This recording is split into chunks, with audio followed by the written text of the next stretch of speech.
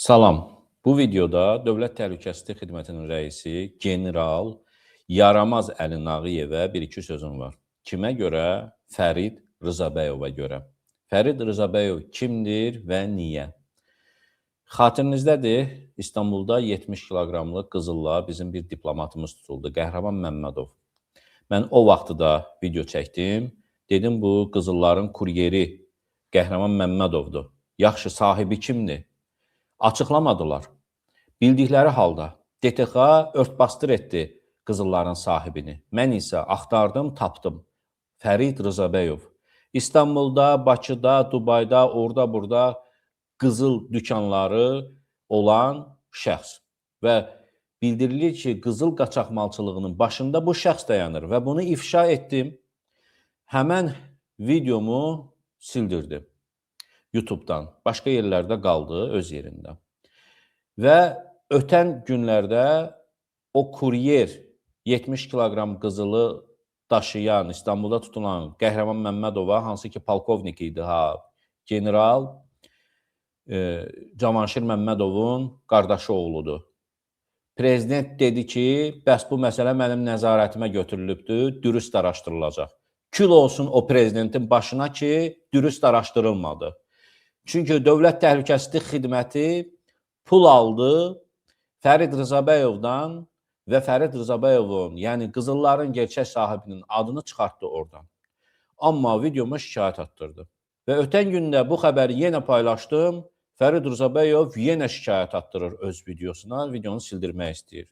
Heç bir qələt eləyə bilməz o bundan sonra. Bir dəfə qələt eləyib, o demək deyil ki, hər dəfə qələt eləyə bilər. Azad Söz kanalından video sildirə bilər. Sənin başın üçündür o.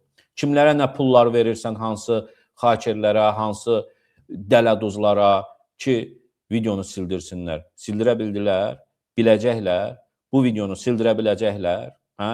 Amma Fərid Rızabəyov, sən mənim qarmağıma keçdin artıq.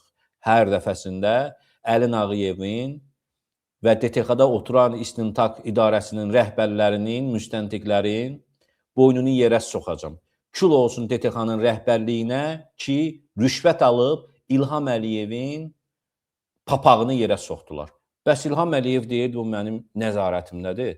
Birini tutursunuz, Qəhrəman Məmmədov polkovnik olmasına rəğmən bunu həbs etdilər. Çünki qurban verməliydilər birini, kuryerin də adı çıxıbdır.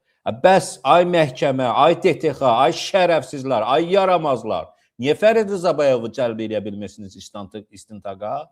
Qaçaqmalçılıqla adı hallanır. Bunu da bilirsiniz. Çünki pul almışsınız. Hamınızı yedizdiribdi Fərid Rızabəyov. Eyni zamanda bir tərəfdən də arxasında Altay Həsənov dayanır. Utanmırsan Altay Həsənov? Yaşından başından utanmırsan? Sən İlham Əliyevin papağını yerə soxanlarla bərabər niyə eyni mərtəbədə dayanmırsan? Sən də papağını soxursan İlham Əliyevin yerə. Dəyərli dostlar, nə zaman ki deyilir, bu iş prezidentin şəxsi nəzarətinə götürülürdü. Bilin ki, yalandır, uydurmadır. İlham Əliyevə hörmət eləyən nazir məmuru yoxdur. Yalnız qarşısında pakazılğalıq üçün. İlham Əliyevə də bu bəs edir. Yaşı artdıqca ona hörmət edənlərin sayı da azalır. Yanındakıları deyirəm, amma millət onsuz da hörmət eləmir. Çünki bütün yaramazlıqların, rüşvətin, korrupsiyanın başında o dayanır. Bax, qarşıda apellyasiya məhkəməsi gəlməlidir.